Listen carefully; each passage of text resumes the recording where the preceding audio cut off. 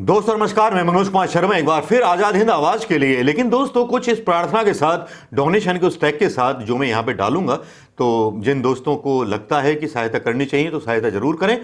अब मैं दूसरी बात एक और बोलना चाहूँगा कि मुझसे जुड़े हुए कुछ ऐसे लोग भी होंगे, सब्सक्राइबर, जो बहुत कुछ हुनर जानते होंगे, तो मैं उन हुनरों को अपने साथ जोड़ना चाहता हूँ, जिसमें कुछ एडिटर हो सकते हैं, वीडियो एडिटर हो सकते हैं, ग्राफिक्स बनाने वाले हो सकते हैं।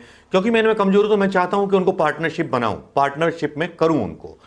दोस्तों नमस्कार, बात करेंगे सावन की फुहारों में, उन बारिशों में जिन बारिशों में भीग जाती है राजनीति। और राजनीति जब भीग जाती है तो राजनीति में बहुत सारे चेहरे खुल के सामने आ जाते हैं, भीग जाते हैं।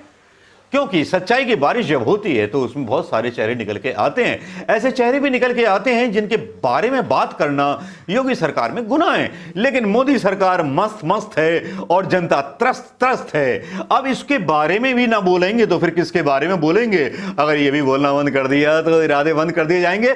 लेकिन साहब, यहां एक ऐसा काम हो जाता है, एक ऐसा कांड हो जाता है योगी बाबा जी की सरकार में, जिसके बारे में आप सोच नहीं सकते।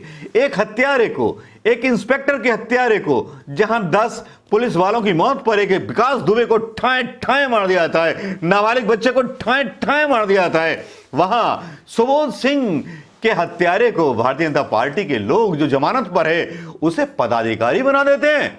वाह वाह, क्या बात है। तो इसका मतलब यह हुआ कि भारतीय जनता पार्टी के महामंत्री बनने के लिए एक मर्डर करना जरूरी होगा, किसी सुबोध सिंह का या किसी मुसलमान का। तो वाकई में आपने अपनी अनिवार्यता एजुकेशन नहीं रखी है, आपने मर्डर और कत्ल रखे हुए हैं।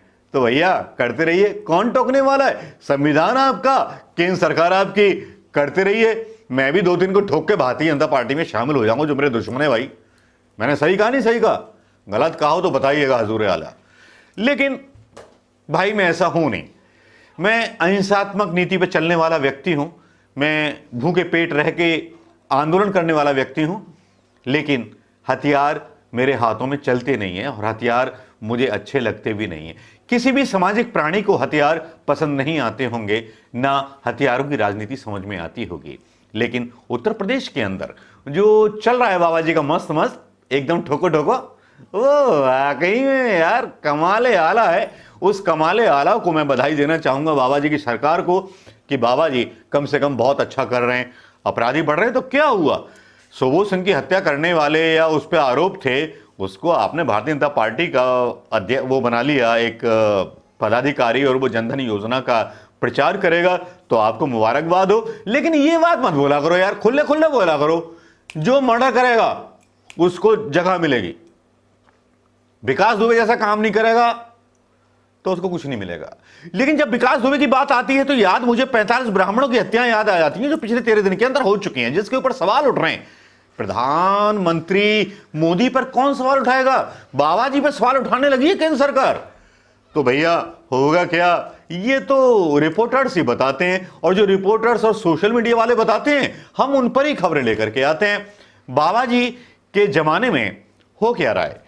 बाबा जी के जमाने में हिंदू रक्षकों को सम्मान मिल रहा है, रोटी नहीं मिल रही, कोरोना वैक्सीन नहीं मिल रही, कोरोना से इलाज नहीं मिल रहा, लेकिन पद मिल रहा है तो उसमें काफी अच्छा है ना।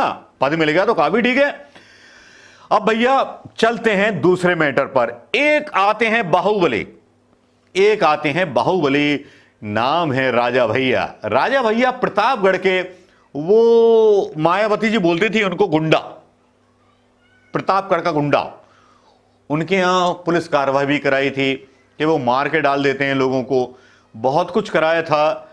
लेकिन भाई यहां पर आजकल जो हमारे विधायक जी हैं वो अकेले अपनी पार्टी से लड़ते हैं, प्रतापगढ़ के। जी हां, तो उनके केसों को वापस लेने की तैयारी हो रही है, जिस तरह से योगी जी ने अपने केस वापस ले लिए।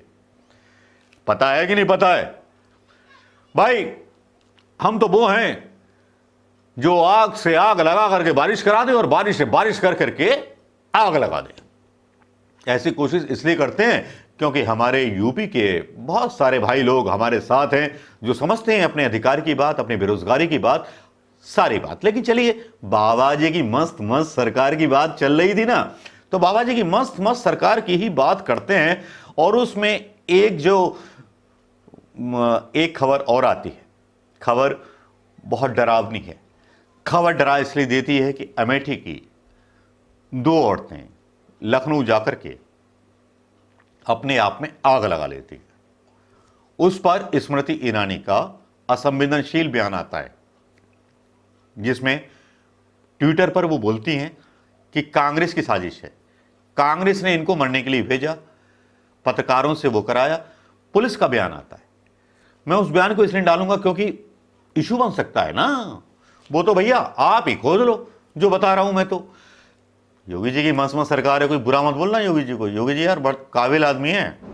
अब देखो भैया, चाहे तो अंत्येष्टि हो तो उस पर सब कुछ बनाए, लेकिन हाई कोर्ट ने जो है तलब कर लिया है योगी सरकार को राजा भैया के ऊपर मुकदमों को वापस लेने के चक्कर में।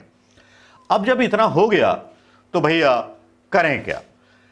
सरकार अपने ही बुने हुए जाल में फंस जाती है।